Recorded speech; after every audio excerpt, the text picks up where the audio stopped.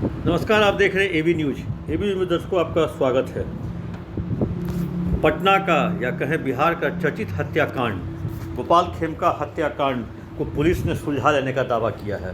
Police का दावा है कि इस घटना को अंजाम देने वाला कॉन्ट्रैक्ट किलर और शार्प शूटर को पुलिस ने हिरासत में ले लिया है। पुलिस अभी उसके साथ पूछताछ कर रही है, इसलिए अभी उसको सामने नहीं लाया गया है। पुलिस के अधिकारी भी इस मामले में अभी कुछ बयान देने से कतरा रहे हैं और उससे पूछताछ की जा रही है। आखिर उसका मोटिव पूछा जा रहा है। मोटिव के बाद उसके जो कारण है उसके बारे में पूछा जा रहा है, जो आखिर क्यों हत्या की गई, हत्या के कारण, हत्या के पीछे कौन लोग थे, इसके बारे में पूछताछ की जा रही है। मतलब कहें जो 4 जुलाई की देर रात 11:30 बजे गांधी मैदान स्थित राम गुलाम चौक के समीप घर के गेट के बाहर ही पहुँचे थे बांकीपुर क्लब से। वैसे ही उसी घर के गेट पर पहुंचते ही पहले से बैठे हुए घात लगाकर बैठा हुआ शार्प शूटर वहां पहुंचता है और ड्राइविंग सीट पर ये खुद ड्राइव कर रहे थे। ड्राइविंग सीट के समीप जाके गोली मारकर चुपचाप आराम से गाड़ी से निकल जाता है। कई तरह के दावे होते हैं। ये किसी का दावा है जो जेपी पथ, अटल पथ, जेपी सेतु होते हुए सोनपुर निकल गया। किसी का दावा है जो कंकड़बाग होते हुए नंदलाल छपरा होते हुए बेगमपुर तक गया। और ये बेगमपुर वाला दावा ये मेरा दावा है, क्योंकि और किसका मैं नहीं जानता, लेकिन बेगमपुर तक लास्ट इसको देखा गया। अब तो पुलिस की तफ्तीश में बात आएगी जो आखिर भागा क्या, क्योंकि अब तो सब किस रास्ते से, अब तो पुलिस ही उससे पूछेगी, सब कुछ पूछेगी, सब कुछ कराग। और कहें जो पुलिस को वो पिस्टल भी बरामद हो गया है जिस पिस्टल से गोपाल खेमका की हत्या हुई थी, वो पुलिस ने बरामद कर लिया है। वो गाड़ी भी बरामद कर ली गई है जिससे वो हत्या करने आया था और हत्या करने के बाद भागा था। जैसे तो कहे जो पुलिस के लिए पिछले 3 दिनों से जो नींद पुलिस का हराम हो गया था और एक एसआईटी जांच कर रही थी, एक एसटीएफ जो कुंदन कृष्णन के नेतृत्व में थी वो अलग जांच कर रही थी। एसआईटी पटना के सिटी एसपी सुश्री दीक्षा है, उनके नेतृत्व में काम कर रही थी। आखिर दोनों का मोटिव एक ही था, लेकिन दोनों का जाँच का तरीका अलग अलग था।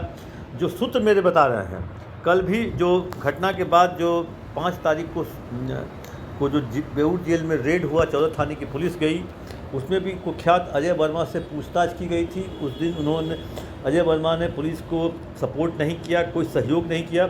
लेकिन आज मेरी जानकारी है जो पुलिस को अजय वर्मा ने कहा जो आपके पास जो फुटेज है वो फुटेज हमें दिखाएं ताकि मैं पहचान सकूँ आखिर है, क्योंकि 90 के दशक का अजय वर्मा है, मतलब कुख्यात। और जितने भी सिटी के जो शूटर हैं, शार्प शूटर हैं, कॉन्ट्रैक्ट किलर हैं, अजय वर्मा के संपर्क में रहते हैं। और सबके संपर्क में रहने के बाद इसने मंगाया वो वीडियो फुटेज के आधार पर उसकी शायद उसकी पहचान अजय वर्मा ने की, तब जाके उसकी गिरफ्तारी हुई है। वैसे 100 से ऊपर शार्प शूटर की तस्वीर, कॉन्ट्रैक्ट किलर की तस्वीर एसटीएफ के द्वारा पटना पुलिस को मुहैया कराई गई थी, जो पटना के विभिन्न कांडों को पिछले 20 वर्षों में उसने अंजाम दिया था। उस 100 से ऊपर शार्प शूटर में से तलाश की जा रही थी कि कौन शूटर अभी कहाँ पे है, कौन जिंदा है, कौन मर गया है, कौन एक्टिव है तो किसके लिए काम कर रहा है, कौन इस पेशे को छोड़ दिया है। वैसे अपराध का पैसा कोई छोड़ता नहीं है, लेकिन इस चीज़ को लेकर के कहें जो पूरी कवायद हुई थी, डीजीपी खुद मॉनिटरिंग कर रहे थे पूरे मामले की। कल भी जो कहें जो देर शाम 4-5 बजे से 4:30 बजे से 2 घंटे की कहें जो मैराथन मंथन हुआ और सारे आयाम को देखा गया, सारे सीसीटीवी फुटेज को खंगालने के बाद जो निचोड़ निकला उसको लेकर के बातचीत हुई। तो वही ये पटना सिटी का बताया जा रहा है ये शार्प शूटर। इसका नाम अभी आधिकारिक घोषणा तो नहीं है, जो छन के बाहर खबरें आ रही हैं उसके बारे में कहा जा रहा है इसका नाम विजय सहनी उर्फ उमेश है। ये पटना सिटी का रहने वाला बताया जा रहा है। अब आगे पुलिस पूछताछ कर रही है। पुलिस पूछताछ के बाद क्या कहानी बनाती है, अब उस कहानी लेकर के हम दर्शकों आपके पास आएंगे ज़रूर। आखिर पुलिस की थ्योरी में कितनी जान है, और क्योंकि पुलिस की थ्योरी जो होती है थोड़ी बहुत ऊट पटांग होती है, अपने ही बुने जाल में वो फंस सी जाती है। अब जिस अपराधी को पकड़ती है, अपराधी को पकड़ने के बाद पहला होता है जो अपराधी को चेक करना उसके पास आर्म्स है कि नहीं।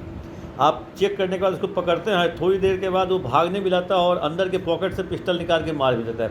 तो पुलिस अपनी थ्योरी जो बताती है, अपनी कहानी, उसमें खुद फंस जाती है।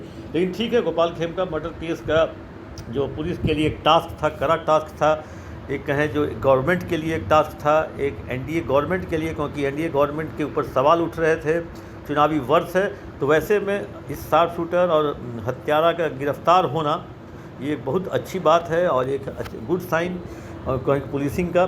ठीक है, प्रिवेंशन तो आप नहीं कर सकते, लेकिन डिटेक्शन करने में भी आपने तत्परता दिखाई। इसके लिए कहें जो पुलिस के लोग अभी बात करेंगे, आपस में बात करने के बाद मीडिया को संबोधित कल फर्स्ट हाफ में हो सकता है पटना पुलिस या पुलिस मुख्यालय ही प्रेस कॉन्फ्रेंस करे, उसके बाद दर्शक आपके पास फिर हाजिर होंगे। आप देखते रहिए एबी न्यूज़। अपना कमेंट बॉक्स में जाकर जरूर दें।